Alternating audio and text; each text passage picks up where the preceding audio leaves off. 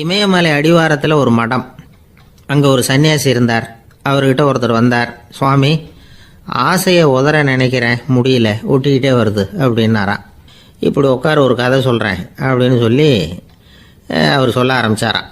அவர் சொன்ன கதை என்னென்னா, ஒரு ஊரில் ஒரு ஆள் இருந்தான். அவன் பேர் குப்புசாமி. அவன்கிட்ட எப்பவும் ஒரு பழைய தொப்பி இருக்கும், விடவே மாட்டான். அதனால் அவனை எல்லாரும் தொப்பி சாமி அப்படின்னு தான் கூப்பிடுறது வழக்கம். ஒரு புது தொப்பி வாங்கிக்கப்படாதாப்பா அப்படின்னு நண்பர்கள்லாம் சொல்லி பார்த்தாங்க.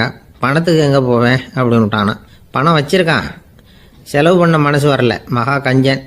பழைய பாட்டில்கள்லாம் வாங்கி விற்றுக்கிட்டு இருந்தான். அப்படி ஒரு தடவை பழைய கண்ணாடி சாமான்களை ஏலத்தில் எடுத்தப்போ அதில் ஒரு அருமையான சென்ட்டு பாட்டில் கிடச்சிது. உடனே ஒரு ஐடியா பண்ணான். அந்த சென்ட்டை சின்ன சின்ன பாட்டில்களில் அடைச்சி ஜன்னல் ஓரமாக அடுக்கி வச்சுட்டான். அதை விற்றா நிறைய பணம் கிடைக்குமே, அதனால். இதுக்கு இடையில் ஒரு நாள் அவன் அப்படியே உட்காந்துருந்தான். அந்த நேரம் நண்பன் வந்தான். ஏண்டா, உன் பழைய தொப்பியை மாற்றப்படாதா? ஊரில் எல்லாரும் கேலி பேசுகிறாங்களே உன்னை தொப்பி சாமின்னு அப்படின்னு சொல்லி கேட்டிருக்கான். இந்த சென்ட்டு பாட்டில் விற்றதும் பணம் வரும், அதுக்கப்புறம் பார்க்கலாம் அப்படின்னு நானா இவன். சரி வா, நீச்சல் குளத்துக்கு போயிட்டு வருவோம் அப்படின்னு கூப்பிட்ருக்கான் நண்பன். 2 பேரும் போனாங்க. அதே நேரம் அந்த ஊர் நீதிபதியும் அங்கே குளிக்க வந்தாராம். அவர்கிட்ட இருந்தது விலை வசந்த ஒரு புது தொப்பி. அதை அங்கே இருந்த ஸ்டாண்டில் மாட்டிவிட்டு குளிக்க போனார். இதுக்கிடையில் குப்புசாமி குளிச்சுட்டு வந்தான். அவனுடைய பழைய தொப்பியை காணலை. அந்த புது தொப்பியை பார்த்தா இது நண்பனுடைய வேலை தான் அப்படிங்கிறதாக புரிஞ்சுக்கிட்டு அதை எடுத்து மாட்டிகிட்டு வந்துட்டான். நீதிபதி குளிச்சுட்டு வந்து பார்க்குறாரு, தொப்பியை காணும். போலீஸில் புகார் கொடுத்தார். அவங்க தேடினாங்க. ஒரு மூலையில் பழைய தொப்பி கிடச்சிது. அடடா, இது நம்ம குப்புசாமியோட தொப்பி இல்லையா அப்படின்னு நானா ஒருத்தன். உடனே அவன் வீட்டுக்கு தேடிட்டு போயிருக்காங்க. அங்கே போய் பார்த்தா புது தொப்பி அங்கே இருக்குது. உடனே அவனுக்கு 1000 ரூபாய் அபராதம் போட்டாங்களாம். அவன் பணத்தை கட்டிவிட்டு ரொம்ப எரிச்சலோடு வீட்டுக்கு வந்தான். பழைய தொப்பி கண்ணில் பட்டது. மறுபடியும், உன்னால் தானே எனக்கு 1000 ரூபா நஷ்டம் அப்படின்னு சொல்லி அதை எடுத்துக்கிட்டு அப்படி போயிருக்கான். அந்த ஊர் குளத்தில் வீசி எரிஞ்சிட்டு வந்துட்டான். அது மீன் பிடிக்கிற ஒருத்தன் கையில் சிக்கிச்சு. அவன் வர்ற வழியில் அதை எடுத்து வேகமாக வீசி எறிஞ்சான். அது நேராக குப்புசாமி வீட்டு ஜன்னல் வழியாக உள்ளே இந்த சென்ட்டு பாட்டில்கள் மேலே விழுந்து எல்லாம் உடஞ்சி நொறுங்கி போச்சு. குப்புசாமி பார்த்தான். தோட்டத்தில் ஆழமாக ஒரு குழியை வெட்டினான். அந்த தொப்பியை போட்டான், மூடிவிட்டான். இதை அடுத்த வீட்டுக்காரன் பார்த்தான். ஏதோ புதையல் தான் வச்சுருக்கான் போல இருக்குன்னு நினச்சான். போலீஸில் போய் புகார் கொடுத்துட்டான். மறுபடியும் போலீஸ் குழியை தோண்டினாங்க. பழைய தொப்பி மறுபடியும் வெளியில் வந்தது. எல்லாரும் சிரிக்கிறாங்க. அன்னைக்கு ராத்திரியே அந்த தொப்பியை எடுத்துக்கிட்டு நேராக புறப்பட்டான். ஒரு கல்லில் அதை சேர்த்து கட்டி குடிநீர் தொட்டி இருக்கும்ல, அதில் போட்டுட்டு வந்துட்டான். இனிமேல் என்ன பண்ணும் பார்ப்போன்னு. ஒரு நாள் திடீர்னு குழாயெல்லாம் அடைப்பட்டு போச்சு. மாநகராட்சி அலுவலர்கள் என்னன்னு பார்த்தா அந்த பழைய தொப்பி குழாயை அடைச்சிக்கிட்டு இருக்குது. இது குப்புசாமியோட தொப்பிங்கிறது தான் எல்லாருக்கும் தெரியுமே. உடனே குடிநீரை பாழாக்கணத்துக்காக குப்புசாமிக்கு கோர்ட்டு 2500 ரூபாய் அபராதம் போட்டுவிட்டுது. அதையும் கட்டிவிட்டு வெளில வந்தான். கடைசியாக முடிவு பண்ணான். ஒரு நெருப்பு குச்சியை கிழிச்சான். தொப்பியை கொளுத்தினான். எரிஞ்சுது. எடுத்து வெளில எரிஞ்சான். கொஞ்ச நேரத்தில் தீ அணைப்பு படம் வந்துட்டுது. ஆமாம், இவன் எடுத்து எரிஞ்சது வெளியில் விழுந்து வீட்டு கூரையே பற்றிக்கிட்டு எரிய ஆரம்பிச்சுட்டுது. அவனோட பணத்தாசையும் அதோடு சேர்ந்து எரிஞ்சு போச்சான்.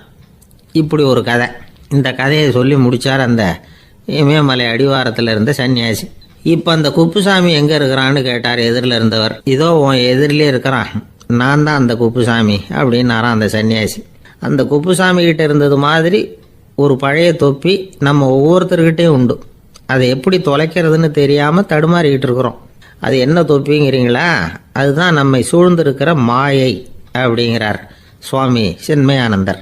மெய்ஞானம் கிடைக்கிறப்போ மாயை எரிஞ்சு போகும் அப்படிங்கிறது அவருடைய கருத்து. நம்மால் ஒருத்தர் வேகமாக ஓடி வந்தார். காலில் மாட்டியிருந்த பழைய செருப்பு 2ஐயும் ஆவேசமாக தூக்கி ஒரு கிணத்துல போட்டுட்டு வெறுங்காலோடு நடந்து வந்துக்கிட்டு இருக்கிறார். ஏன் அப்படி பண்ணீங்க அப்படின்னு கேட்டோம். அந்த செருப்புக்கு சொந்தக்காரன் பின்னாடி வந்துக்கிட்டு இருக்கிறான், அதனால் அப்படி பண்ணேன் அப்படிங்கிறார் இவர்.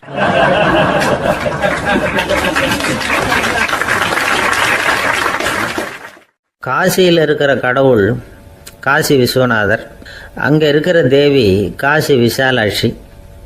இவங்க 2 பேரும் ஒரு நாள் பேசிக்கிட்டு இருந்தப்போ கடவுள் சொன்னார், இந்த மனிதர்களை நாம் ரொம்பவும் நம்பிக்கையோடு தான் படைச்சிருக்கிறோம். இருந்தாலும் அவங்களுக்கு தான் நம்பிக்கை இல்லை, எதுலேயும் ஒரு உண்மையான நம்பிக்கை இல்லாமல் வாழ்ந்துக்கிட்டு இருக்கிறாங்க அப்படின்னார்.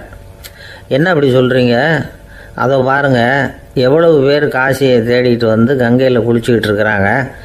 அவங்களெலாம் நம்பிக்கை இல்லைன்னா இவ்வளவு தூரம் தேடிட்டு இங்கே குளிப்பாங்களா? அப்படின்னு நாங்கள் தேவி. சரி, அதை சோதித்து பார்க்கலாம் அப்படின்னு 2 பேரும் முடிவு பண்ணிக்கிட்டாங்க. உடனே ஒரு திட்டம் போட்டாங்க. அது எப்படின்னா, நாம் 2 பேருமே பக்தர்கள் மாதிரி உருவத்தை மாற்றிக்கிட்டு கங்கை கரைக்கு போக வேண்டியது. நான் கங்கையில் இறங்கி குளிக்கிறேன். கொஞ்ச நேரத்தில் சுழலில் மாட்டிக்கிட்டது மாதிரி நடிக்கிறேன். நீ உடனே கரையிலிருந்து சத்தம் போடும். என்னோடய வீட்டுக்காரரை யாராவது காப்பாற்றுங்களேன்னு சத்தம் போடும். அதோடு இன்னொன்று சொல்லு, யாராவது ஒரு புண்ணிய ஆத்மா அவர்கிட்ட போய் அவருடைய முடியை பிடிச்சி இழுக்கணும். அப்படி ஒரு சாபம் இருக்குது எங்களுக்கு. புண்ணிய ஆத்மா, அதாவது எந்த பாவமும் செய்யாத இல்லாத ஒருத்தர் தான் அவரை காப்பாற்ற முடியும். அப்படிப்பட்டவங்க யாராவது வெள்ளத்தில் குதிச்சு என்னுடைய கணவரை காப்பாற்றுங்கோ அப்படின்னு நீ சத்தம் போடு, கூச்சல் போடு, என்ன நடக்குதுன்னு பார்க்கலாம் அப்படின்னார் கடவுள். சரின்னு சொல்லி 2 பேருமா சாதாரண பக்தர்கள் மாதிரி கங்கை கரைக்கு சேர்ந்தாங்க. அவர் இறங்கி குளித்தார். திட்டம் போட்டது மாதிரியே சுழலில் மாட்டிக்கிட்டது மாதிரி கத்துனார். கரையில் இருந்த அந்த அம்மா, ஐயோ என் கணவரை காப்பாற்றுங்களேன், யாராவது காப்பாற்றுங்களேன்னு கத்துனாங்க. பல பேர் ஓடி வந்தாங்க. உடனே இவங்க, பாவம் இல்லாத புண்ணிய ஆத்மா ஒருத்தரால் தான் என்னுடைய கணவர் காப்பாற்றப்படணுங்கிறது விதி, அப்படி ஒரு சாபம் இருக்குது, அதனால் புண்ணிய ஆத்மா யாராவது அவர்கிட்ட போய் அவர் முடியை பிடிச்சி தூக்கினா அவரை காப்பாற்றி கொள்ளலாம் அப்படின்னாங்க. இவங்க இப்படி சொன்னதும் எல்லாரும் திகைச்சு போய் நின்றுட்டாங்க. ஒவ்வொருத்தருக்கும் அவங்க செஞ்ச பாவம்லாம் ஒவ்வொன்றா ஞாபகத்துக்கு வர ஆரம்பிச்சுட்டுது. சரி, இதுக்கு நாம் லாயக்கு இல்லை அப்படின்னு சொல்லி ஒதுங்கி போக ஆரம்பிச்சிட்டாங்க எல்லாம். இந்த சமயத்தில் யாரோ ஒருத்தர் வேகமாக ஓடி வந்தார். ஆற்றுல குதிச்சார். அவர்கிட்ட போனார், முடியை பிடிச்சார், தூக்கினார், அவரை காப்பாற்றி கரைக்கு கொண்டுட்டு வந்துட்டார். அப்படி காப்பாற்றின அந்த ஆளை இவங்க 2 பேரும் தனியாக கூப்பிட்டுக்கிட்டு ஒரு மண்டபத்துக்கு வந்துட்டாங்க. விசாரிக்கிறாங்க. நீ யாரப்பா அப்படின்னு கேட்குறாங்க. ஏதும் தெரியாத மாதிரி. நான் இந்த ஊர் அன்ன சத்திரத்தில் வேலை செய்கிற ஒரு சமையல்காரன் அப்படிங்கிறார். நீ கங்கையில் குளிக்கிறது உண்டான்னு கேட்டிருக்காங்க. நான் இந்த ஊர்லேயே தான் இருக்கிறேன், இருந்தாலும் தினமும் கங்கையில் குளிக்கிறது இல்லை, எப்பாவது ஒரு நாள் அங்கே குளிப்பேன் அப்படின்னார். கங்கையில் மூழ்கி எழுந்திரிச்சா பாவமெல்லாம் தொலையும்னு சொல்கிறாங்க. அப்படி இருக்கிறப்போ அங்கே இன்றைக்கி கங்கையில் குளிச்சுக்கிட்டு இருக்கிறவங்கெல்லாம் தங்களை புண்ணிய ஆத்மாவா நினைக்கல. கங்கையில் குளிக்காத நீ உன்னை புண்ணிய ஆத்மாவா நினச்சி என்னை காப்பாற்ற வந்திருக்கிற, அது எப்படி அப்படின்னு கேட்டார். அதுக்கு அந்த ஆள் சொல்கிறான், கங்கையில் குதித்ததுக்கு அப்புறம் தானே உங்களை காப்பாற்ற போகிறோம். அப்படி குதிக்கும் பொழுது என்னுடைய பாவமெல்லாம் போயிருக்கும்ல, நான் புண்ணிய ஆத்மாவாக ஆயிருப்பேனே, அதனால தான் துணிஞ்சு உங்களை காப்பாற்றினேன் அப்படின்னா. கடவுளும் தேவியும் அவனுக்கு காட்சி கொடுத்தாங்களாம். இப்படி ஒரு கதை உண்டு. அதாவது கங்கையில் குளிச்சுக்கிட்டு இருக்கிறவங்களுக்கே தங்களுடைய பாவம் போகுங்கிற நம்பிக்கை பரிபூர்ணமாக இல்லை. குளிக்காத ஒருத்தனுக்கு அந்த நம்பிக்கை இருந்தது. அதனால் அவனால் கடவுளை பார்க்க முடிஞ்சது. கடவுளை நாமளும் பார்க்க முடியுமா முடியாதா அப்படிங்கிற குழப்பம்லாம் நமக்கு வேண்டியதில்லை. நம்பிக்கையோடு வாழணுங்கிற உண்மையை மட்டும் இந்த கதையிலேருந்து புரிஞ்சுக்கிட்டால் போதும். ஏன்னா இந்த கதையை கேட்டுட்டு ஒரு நண்பன் குதர்க்கமாக ஒரு கேள்வி கேட்டான்.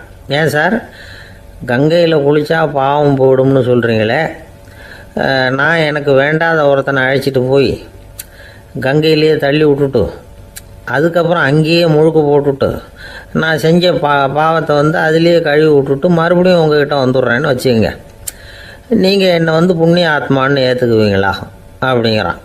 ஆள் கொஞ்சம் ஆசைந்தான், நம்மளே அங்கே அழைச்சிட்டு போனாலும் போயிடுவான்.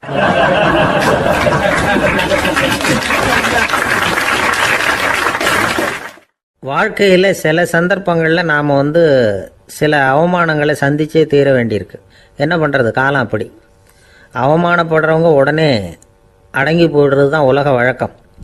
அவமானப்பட்டால் உடனே சீறி எழறவங்களும் உண்டு. ஆனால் அதையே ஒரு சவாலாக எடுத்துக்கிட்டு முன்னுக்கு வர்றவங்களும் சில பேர் இருக்கிறாங்க. அவங்க ரொம்ப அபூர்வம். இன்றைக்கி மனோதத்துவ நிபுணர்கள்லாம் என்ன சொல்கிறாங்க தெரியுமா?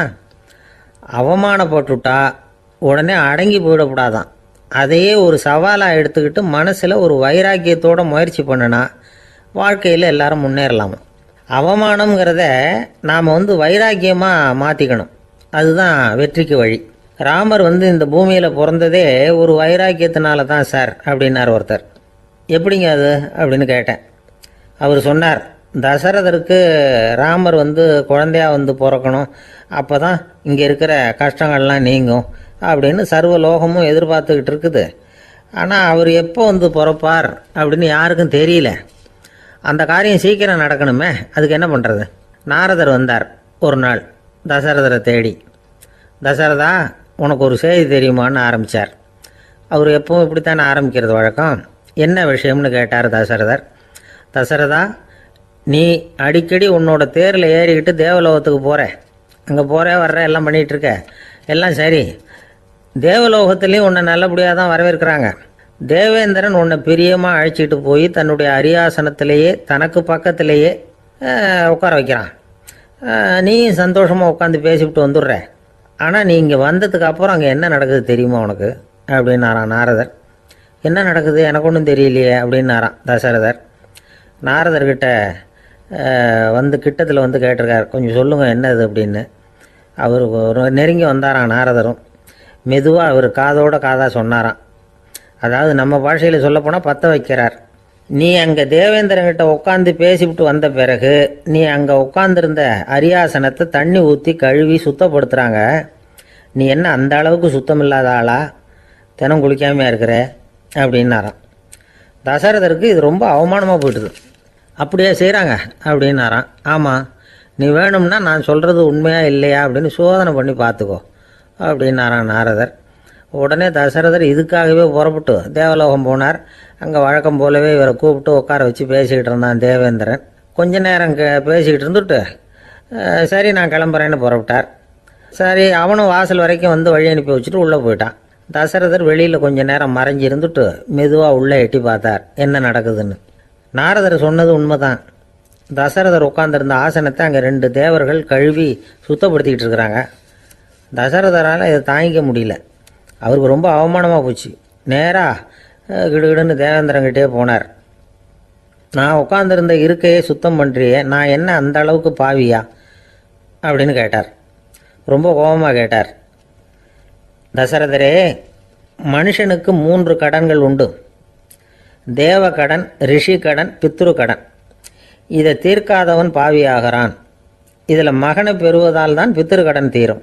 உனக்கு மகன் கிடையாது, அதனால் நீ பாவி ஆகிற. பாவி உட்காந்துருந்த இடம்ங்கிறதுனால அதை சுத்தம் செய்ய வேண்டியது எங்கள் கடமை அப்படின்னு நானான் தேவேந்திரன். இந்த இடத்துல தசரதருக்கு ஏற்பட்ட அவமானம் ஒரு வைராக்கியமாக மாறிச்சு. தேவேந்திரனே கேட்டுக்கோ, ஒரு மகனை பெற்ற பிறகு தான் இந்த சபையில் மறுபடியும் அடி எடுத்து வைப்பேன் அப்படின்னு சொல்லிவிட்டு போயிட்டாரான். போய் புத்திர காமேஷ் யாகம் பண்ணார். புத்திரர்கள் பிறந்தார்கள். இந்த கதையில் உள்ள கருத்து என்னன்னா, தேவேந்திரன் தசரதரை அப்படி அவமானப்படுத்தலைன்னா அவருக்கு இப்படி ஒரு வைராக்கியம் பிறந்திருக்குமா? யோசிச்சு பார்க்கணும். நமக்கு ஏற்படுகிற சில அவமானங்களையும் வைராக்கியமாக மாற்றிக்குவோம். அப்படி மாற்றிக்கிட்டோம்னா வாழ்க்கையில் முன்னேறலாம். நம்ம ஆளுங்க சில பேர் அவமானத்தை வைராக்கியமாக மாற்றிக்கிறது எப்படி தெரியுமா? நம்மக்கிட்ட ஒரு பையன் சொன்னான், எங்கள் அப்பா என்னை எல்லாருக்கும் முன்னாடி வச்சு திட்டிவிட்டார், பொறுப்பு இல்லாமல் ஊர் சுற்றுறேன்னு சொல்லி அவமானப்படுத்தி விட்டார். இனிமேல் நீ என் முகத்திலேயே முழிக்காதரா போடான்னு வேற சொல்லிவிட்டார். எனக்கு ரோஷம் வந்துட்டுது. அந்த அவமானத்தை வைராக்கியமாக மாற்றிக்கிட்டேன். அன்னையிலேருந்து அவர் முகத்திலேயே முழிக்கிறதில்ல அப்படின்னா.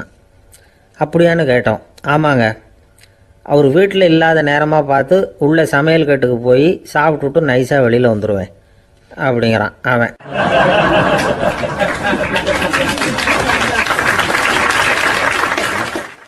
ஜவஹர்லால் நேரு பிரதமராக இருந்த சமயம் அவர் ஒரு தடவை சென்னைக்கு வந்திருக்கிறார். இங்கே சில முக்கிய நிகழ்ச்சிகளில் கலந்துக்கிறதுக்காக வந்திருந்தார். ஆளுநர் மாளிகையில் ஒரு நாள் ராத்திரி தங்கி மறுநாள் புதுடெல்லி புறப்படுறதாக ஏற்பாடு. நிகழ்ச்சியிலெல்லாம் முடிச்சுக்கிட்டு ஆளுநர் மாளிகையில் தங்கியிருக்கிறார். அன்றைக்கு இரவு படிக்கிறதுக்கு ஒரு முக்கியமான புத்தகம் அவருக்கு தேவைப்பட்டது. அந்த சமயத்தில் உலக அளவில் ஒரு முக்கியமான பொருளாதாரம் சம்பந்தமான ஒரு புத்தகம் வெளியாகி இருக்கிற விஷயம் அவருக்கு தெரியும். அந்த புத்தகம் மெட்ராஸுக்கு வந்திருக்குமா, அது இங்கே கிடைக்குமா அப்படின்னு விசாரிச்சிருக்கிறார் நேருஜி. அவர் இப்படி கேட்ட உடனே அங்கே இருந்தவங்கெல்லாம் ரொம்ப பரபரப்பாக செயல்பட ஆரம்பிச்சுட்டாங்க. முக்கியமான இடங்கள்ல எல்லாம் விசாரிச்சிருக்கிறாங்க அந்த புத்தகம் உங்ககிட்ட இருக்கான்னு. சென்னையில் உள்ள கன்னிமாரா நூல் நிலையத்துக்கு எப்படியும் அந்த புத்தகம் வந்திருக்கணும் அப்படின்னு ஒரு நம்பிக்கை. அங்கே விசாரித்தாங்க. அந்த புத்தகம் 2 நாளைக்கு முன்னாடி தான் அங்கே வந்திருக்குது அப்படிங்கிற விஷயம் தெரிஞ்சுது. உடனே எல்லாரும் அங்கே ஓடினாங்க. அவங்களுக்கு இன்னொரு சந்தேகம். புத்தகம் வந்திருக்கு சரி, அது இந்த சமயத்தில் வேற யாரும் படிக்கிறதுக்கு எடுத்துகிட்டு போயிருக்கக்கூடாதே அப்படிங்கிற சந்தேகம் இருந்தாலும் மனசுக்குள்ள ஒரு தைரியம். இப்படி ஒரு புத்தகம் வெளிவந்திருக்கிற விஷயமே நேருஜி சொல்லி தான் நமக்கே தெரியும். அதுவும் இல்லாமல் உலக பொருளாதாரம் சம்பந்தமான ஏதோ ஒரு புத்தகம் அது. அதை போய் இந்த நேரத்தில் அவ்வளவு ஆர்வமாக யார் எடுத்துகிட்டு போயிட போகிறாங்க அப்படிங்கிற தைரியம். இந்த தைரியத்தோடு அந்த நூல் நிலையத்துக்கு ஓடினாங்க. புத்தகத்தை தேடினா அது கிடைக்கல.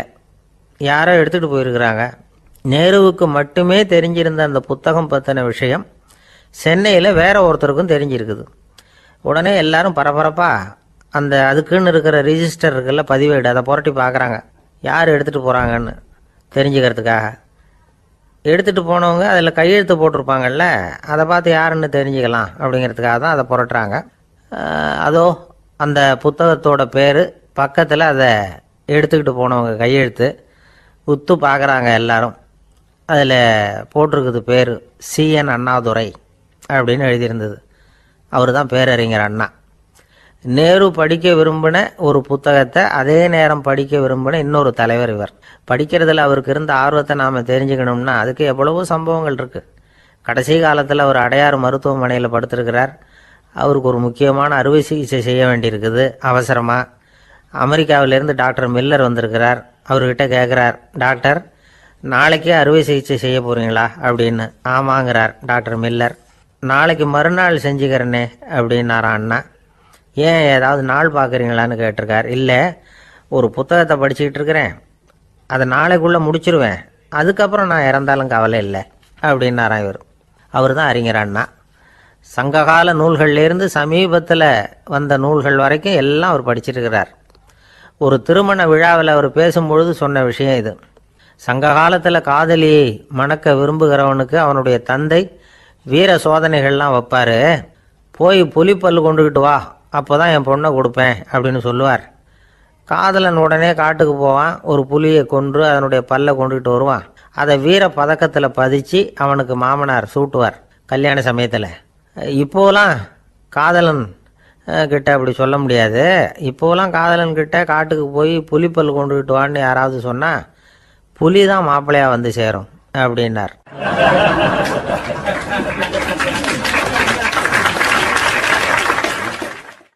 ஒரு கடைக்கு போனேன், 5 ரூபா பணத்தை எடுத்து கொடுத்தேன். ஒரு தினசரி பத்திரிகையை கேட்டேன். அவர் உடனே அங்கே அடுக்கி வச்சிருந்த பத்திரிகையில் ஒன்று எடுத்து என் கையில் கொடுத்தார். வாங்கிக்கிட்டேன். மீதி பணத்தை எடுத்தார். அதையும் என் கையில் கொடுக்கணும்ல, கொடுக்கல.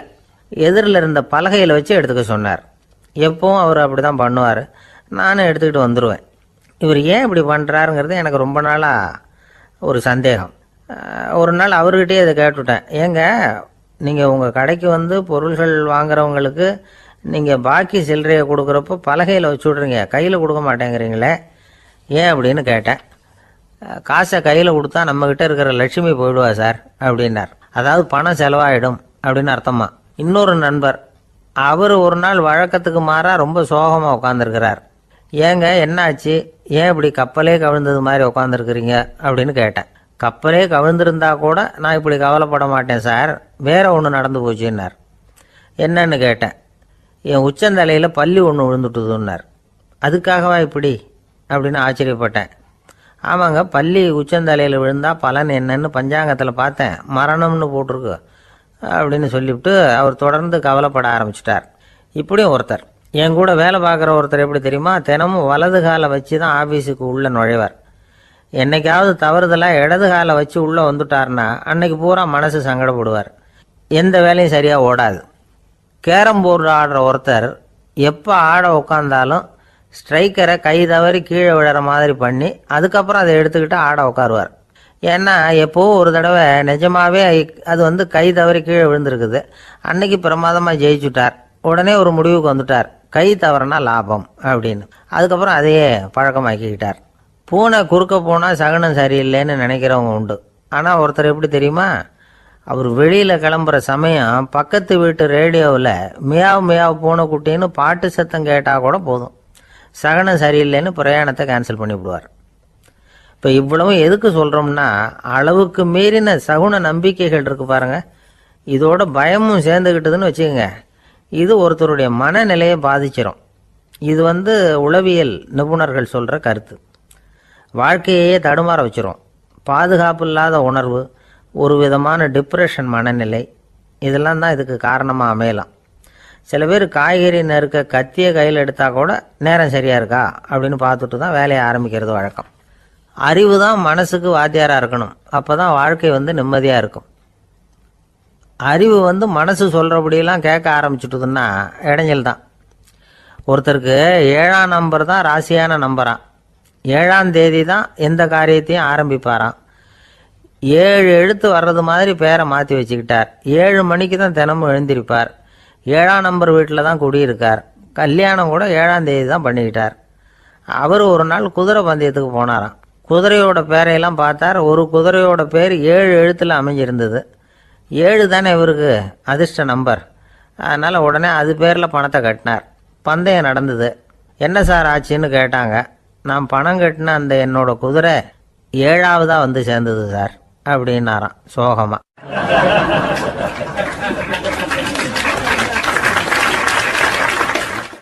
ஒரு விவசாயி விதைக்கிறதுக்காக வயல்வெளி பக்கம் போகிறார். விதைகளை அள்ளி வீசினார். அப்போ என்ன ஆச்சுன்னா, சில விதைகள் பாதை ஓரத்தில் விழுந்தது. சில விதைகள் முள் செடிகள் மண்டி இருந்த புதருக்கு இடையில் விழுந்தது. சில விதைகள் நல்ல நிலத்தில் விழுந்தது. பாதை ஓரத்தில் விழுந்த விதை என்ன ஆச்சுன்னா, அதெல்லாம் பறவைகள் கண்ணில் போட்டுவிட்டுது. உடனே உட்காந்து கொத்தி தின்னுட்டு போட்டுது. அதிகமாக மண் இல்லாத பாறை பகுதியில் விழுந்த விதையெல்லாம் லேசாக வேர் விட்டு முளைக்க ஆரம்பிச்சிது. அதுக்கப்புறம் வேர் கீழேயும் ஆழமாக போக முடியல. மேலேயும் சூரிய வெப்பம் அதிகம் தாங்க முடியல. எல்லாம் காஞ்சி கருகி போட்டுது. புதர் பகுதியில் சில விதைகள் விழுந்தது இல்லையா, முள் செடிகள் காடாக மண்டி போயிருந்தது. அதனால் முளைச்சி வர்ற செடிக்கு நெருக்கடி அதிகமாக போட்டுது. சரியாக வளர முடியல. விளைச்சலும் சரியாக இல்லை. நல்ல நிலத்தில் விழுந்த விதைகள் மட்டும் நல்லா முளைச்சிது, நல்லா வளர்ந்தது. விளைச்சலும் பிரமாதமாக இருந்தது. இந்த கதையை சொல்லிவிட்டு கேட்க செவியுள்ளோர் கேட்கட்டும் அப்படிங்கிறார் இயேசு பெருமான்.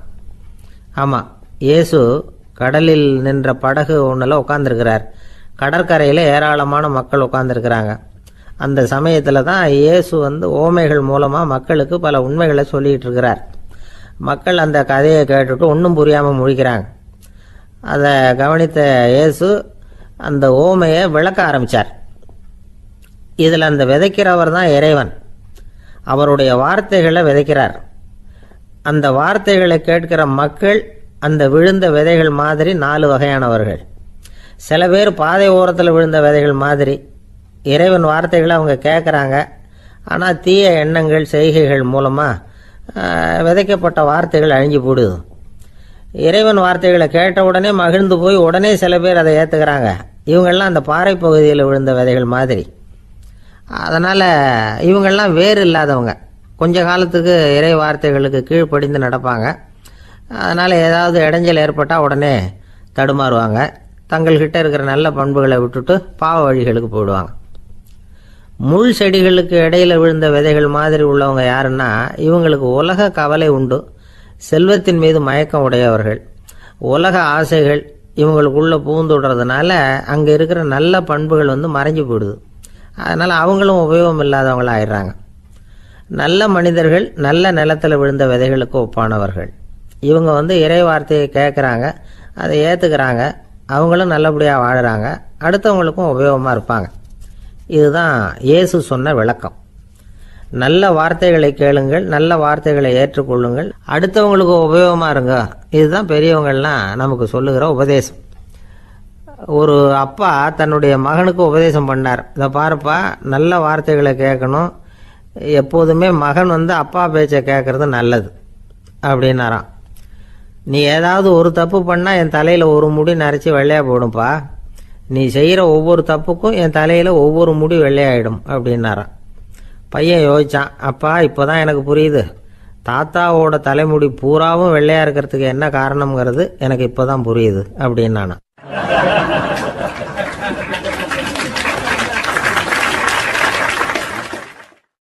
ஒரு ஊரில் ஒரு ராஜா இருந்தார். அவர் ஒரு பூனை வளர்த்தார்.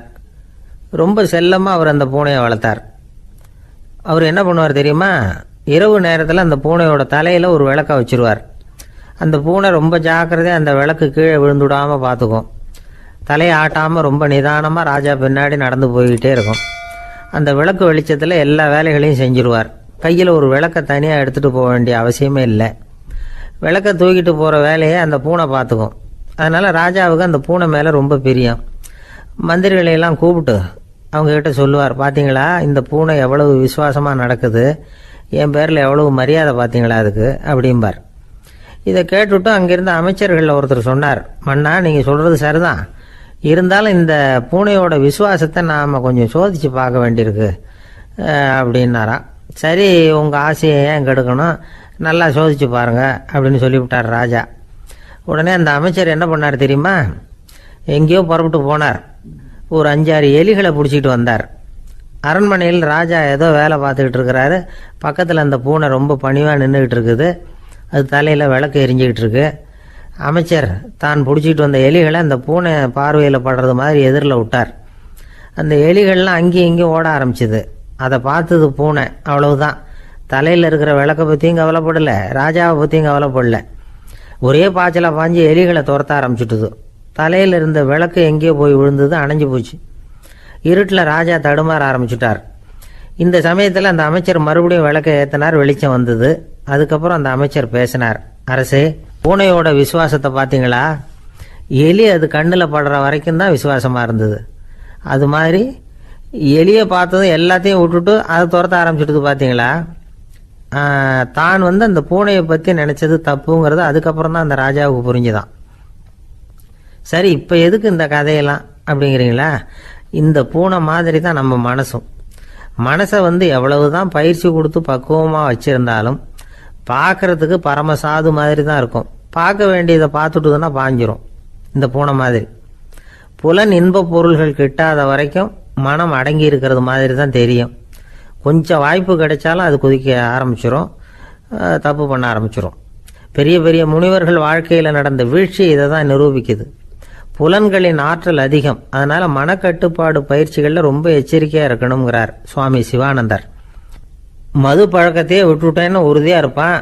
கடை கண்ணில் பட்டுவிட்டதுன்னா கால் அவனை கேட்காமலே இழுத்துக்கிட்டு உள்ளே போயிடும். இதுதான் மனசுங்கிறது. அதுதான் அந்த ராஜா வளர்த்த பூனை. நம்மால் ஒருத்தன் அந்த ராஜா பூனை தலையில் விளக்க வச்சது மாதிரி இவன் தன்னுடைய தலையிலேயே ஒரு விளக்கை ஏற்றி வச்சுக்கிட்டு என்னத்தையோ தேட ஆரம்பித்தான். தேடிக்கிட்டு இருக்கிறான். தலையை ஆட்டாமல் நிதானமாக நடந்து ரொம்ப நேரமாக தேடிட்டு இருக்கிறான். அந்த சமயம் அங்கே வந்த ஒருத்தர், என்னத்தை தேடுறீங்கன்னு கேட்டார். அதுதான் மறந்து போச்சு அப்படின்னு இழுத்தான். சரி, கொஞ்சம் இப்படி உட்காருங்க, ஞாபகம் வந்ததும் தேட ஆரம்பிக்கலாம் அப்படின்னார் அவர். இவன் கொஞ்ச நேரம் உட்காந்து யோசித்தான். அப்புறம் திடீர்னு எழுந்திரிச்சான். ஞாபகம் வந்துட்டுதுன்னா. என்னன்னு கேட்டார். எங்கள் வீட்டில் இருந்த விளக்கை எங்கே வச்சேன்னு தெரியல, அதை தான் தேடிக்கிட்டு இருக்கிறேன், ஏற்றி வைக்கலாம்னு பார்க்குறேன் அப்படின்னா.